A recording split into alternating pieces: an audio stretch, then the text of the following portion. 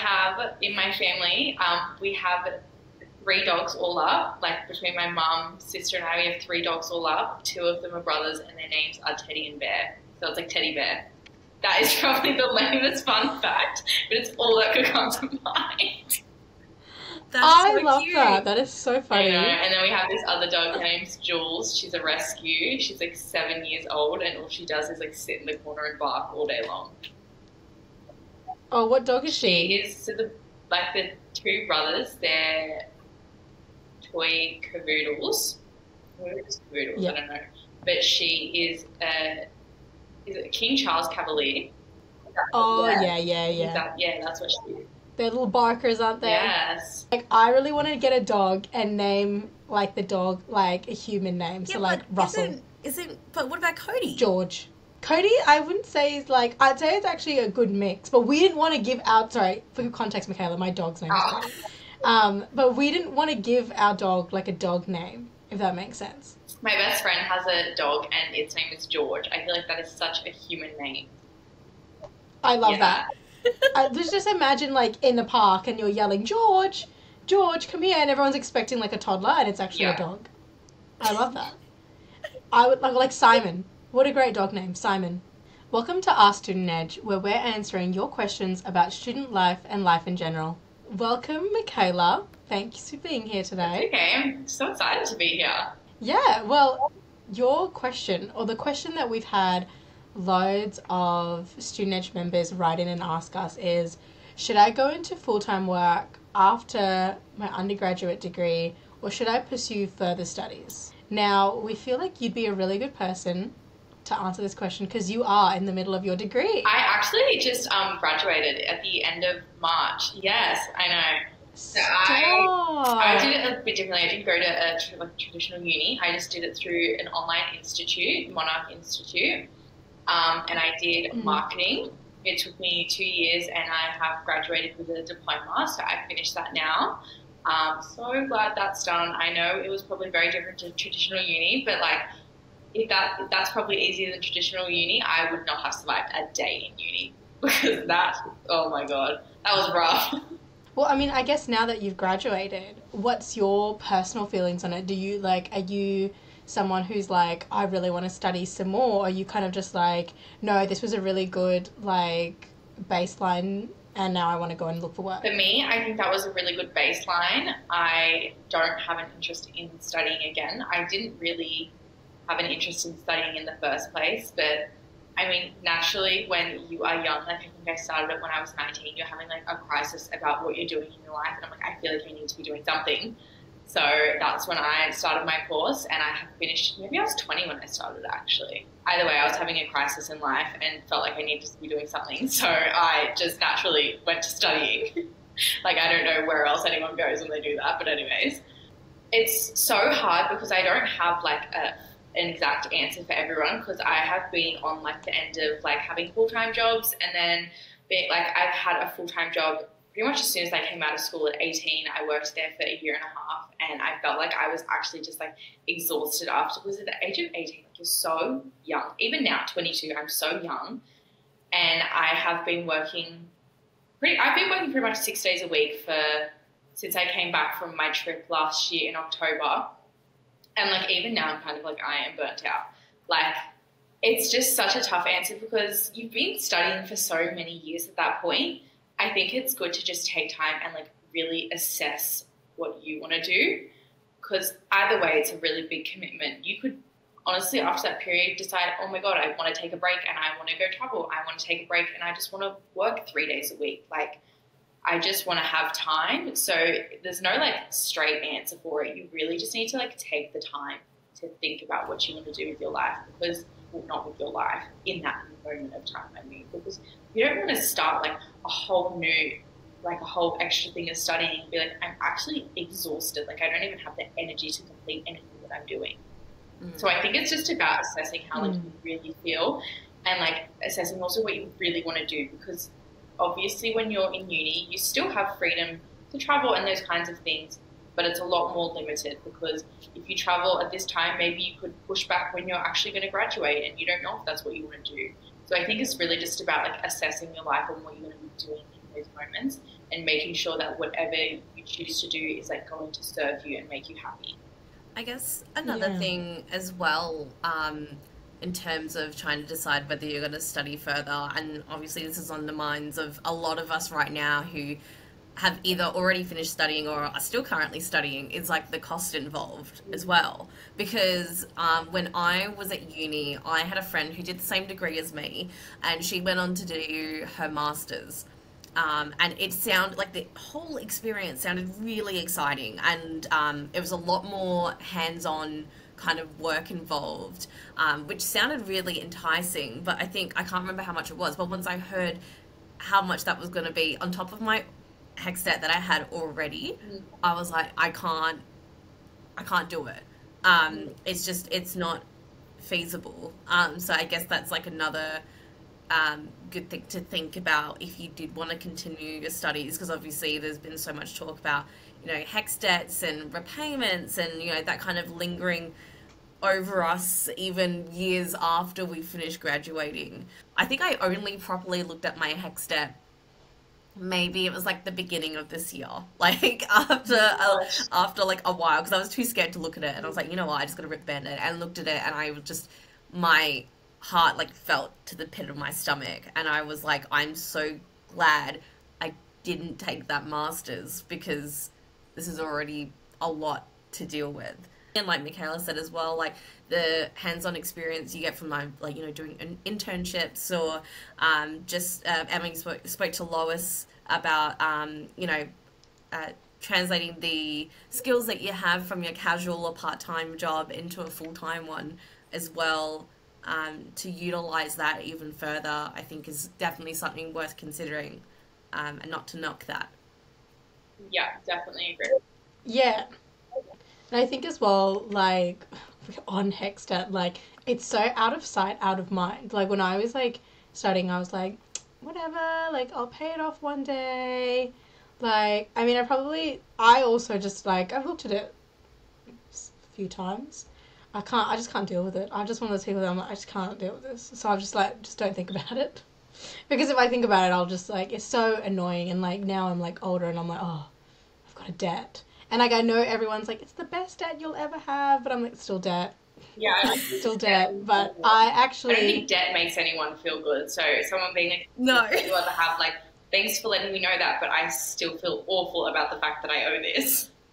Yeah, and it's annoying, isn't it? It's like, it's just like, I mean, I don't know who's got that kind of money around. Well, I mean, I'm sure some people do, but I certainly don't have that money lying around to pay off my hex debt.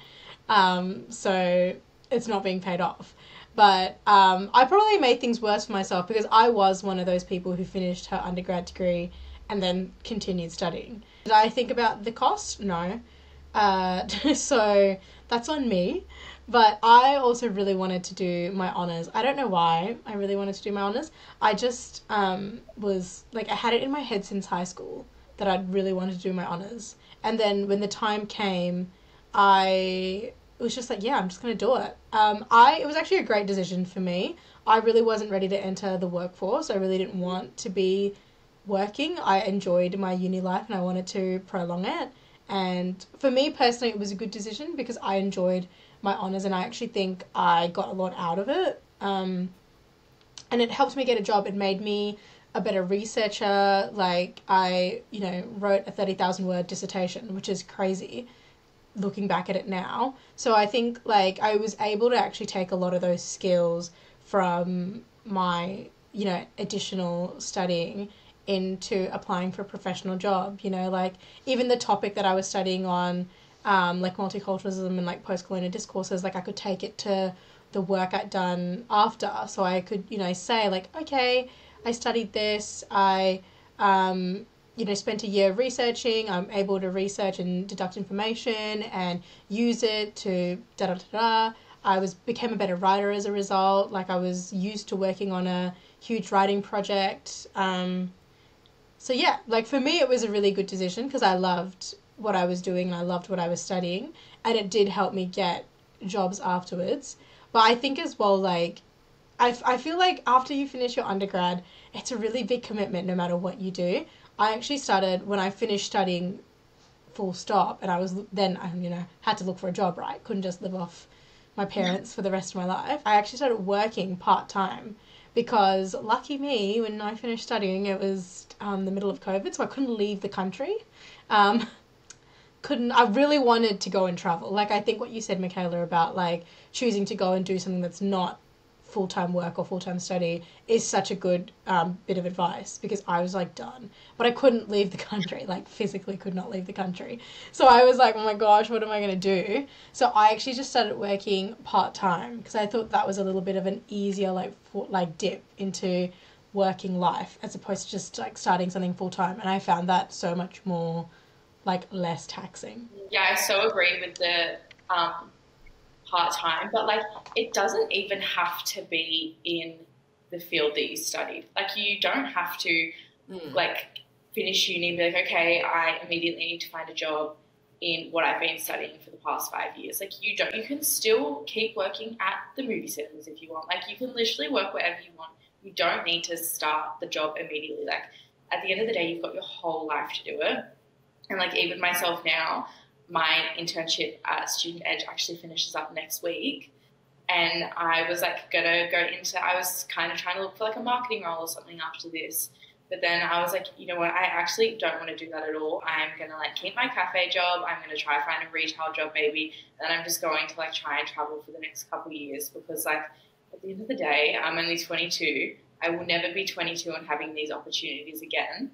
But I will have multiple opportunities in my life to get a great job and do all these incredible things in the workforce. So I'm like, I don't feel like I need to do that right now. I love that for you. I'm like hearing you say that. And I'm like, yeah, Mikaela, go. It's like such a hard thing to like come to the conclusion of though, because I'm like, oh my God, like at the start I was like stressing about this decision because I was like, I feel like I'm just pushing myself so behind in my career. But I was like, oh my God, who actually cares? Like I'm so young. And like the only reason I came to this conclusion is because I went for a job and I didn't get it.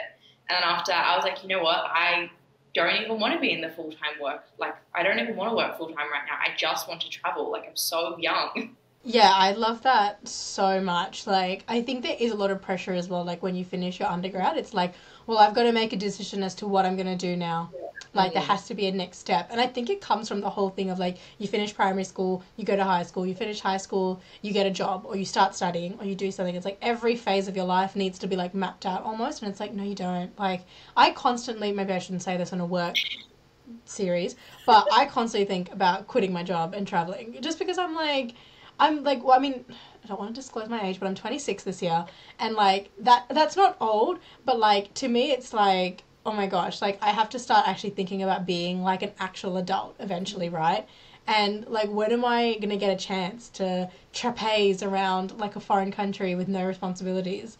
You can continue pursuing other things that aren't study and job related, and you can find fulfillment in those things, and it's not a big deal. Exactly. Yeah, I think like I could definitely relate to the fact that like for me there was this internal pressure that like when I finished uni I was like I have to go into that field, and you know based off things that you said, Emma, about traveling, and what Mikaela was just saying as well about making the most of the time that you're in now. I'm just like, not that it's too late for me to do it now by any means, but like looking back, I'm like, oh, I wish I just kind of chilled out a little bit. You know what I mean? Yeah. Like, I wish I just kind of just went, you know what? I'm just gonna, there's no right or wrong way of doing it. And I don't know if this is just me, and I'm interested to know what you guys think as well, in terms of, like, I was seeing people in my year level or people who were my age who were progressing faster, like a quote-unquote faster, or like doing things or graduating before me and things like that. And I felt like, oh my God, am I falling behind? And I think that for me, that's personally what stopped me from just going to, go along for the ride and like chill out and stuff like that. But did you guys ever feel like FOMO of any way in terms of like going through your degree and seeing your peers or seeing like your old friends go through life in a different way? Did you feel like, oh, like am I doing the right thing, or am I, you know, going about things the way I need to? Or is this just me being like the anxious being that I am, and going like, oh my God, I'm overthinking everything? No, I definitely think like even seeing half my friends now and like my partner's friends and things like that, I'll like look at them and be like, oh my God, am I like falling, but like, am I just behind whatever societal pressure I have like genuinely set up for myself? But I'm like, am I falling behind that because I don't have a full-time job? I don't have all these things. But I'm like, you know what? No, like it's so hard, but you have to remind yourself that you know you're not, because at the end of the day, like you're happy. If you're happy in what you're doing, then you're not falling behind anything. Because like, oh my God, like at the end of the day, life is so short as well. All you want to do in life is be happy. So it's like, if you're happy in what you're doing, who cares? Like there's no pressure. You're not falling behind anything. Like you are making the right choices for you. I had FOMO, like, watching all the people I knew going traveling instead of finding a job. Like, Yeah. I didn't really care about the people who were getting a job, if I'm honest. I was like, oh yeah, welcome to the next 60 years of your life working. Like, I mean, no offense, but like, also though, I just like, if I didn't really care what the people I went to school with were doing, because I don't really care what they're doing. Like, do you know what I mean? Like, we're not friends, so I don't care. No offense. Like, I don't feel bad saying that, because I'm sure they look at me and they don't care either. But I felt jealous of like watching other people get to do like these really cool experiences. But I think I have a really different mentality in the sense that I'm like, you know, we're all gonna die anyway. No one's gonna remember the 5 days a week they spent at their job, right? Like, I'm gonna remember the time I went on that holiday, or the time I got to do this really cool thing. Like, so I think that's the way I look at it. And that's not to say that you shouldn't, like, you can still feel passionate about your job and like, but like, look at other things and prefer that. Do you know what I mean? People wouldn't be on their deathbed being like, I wrote all these incredible things to this company who was going to replace you tomorrow. Like at the end of the day, you also need to remember in the workforce, you're always replaceable. If you die tomorrow, your company will have a job listing up the next day. Yeah, I think Maybe not the next day. It's definitely like that grass is greener thing though, right? Like it's just it's so hard, and I think like I have to remind myself sometimes of like you're seeing like the best bits of people's lives online. And, you know, for someone, you know, they might be traveling the world and stuff, but maybe there's some other stuff going on that you might not know about. It's really hard. Like, it's very easy to just see things, like, on the surface. And, like, it's so funny because these are things that we talk about when we talk about, like, social media, like, at school and things like that. But, like, subconsciously, I think it is still there. And even when you are aware of it, it still can affect you. Like, you could be conscious of it. And still be somewhat like subject to like feeling that way. It's a very cliche thing to say, but I actually totally agree, because just to put this out there, like this is probably such a tangent onto like a different subject, but Instagram is such a highlight reel. When I was in Europe, I went to Europe last year for 2.5 months. I was probably posting all these amazing pictures and everyone was like, she was having a great time. Due to things that were happening on the trip, I was actually miserable. So like, you would have never known that, like looking at the photos though, but like it's just further proof that social media is such a highlight reel. You're not going to post like, oh my God, having the worst day today, because you just don't post that kind of stuff. You just post about the highlights of your life. Like, so that's just like further proof to like not fall into that trap and be like, oh my God, they're living such a good life, because half the time they're probably not. Like, it's just a highlight reel. Yeah, absolutely. I think that's such a good way of putting it. I'm kind of coming to the end of the episode. Mikaela, have you got any like takeaways for any students who are finishing their undergrad or they're finishing their diploma and they're not sure if they want to study further or they're not sure if they want to find a job? What's the advice you'd give them? I think just like dot pointing it, like summarizing everything. Take time to assess what you want to do. Don't rush into anything at all, because if you want to work full time, if you want to go on to, you know, your master's, something like that, both are big commitments. So just really think about what will make you happiest. And if it's neither of those, then who cares? Figure out what will make you happiest. And yeah. Thanks so much for watching this episode of Ask Student Edge. If you enjoyed watching, give us a like and a subscribe.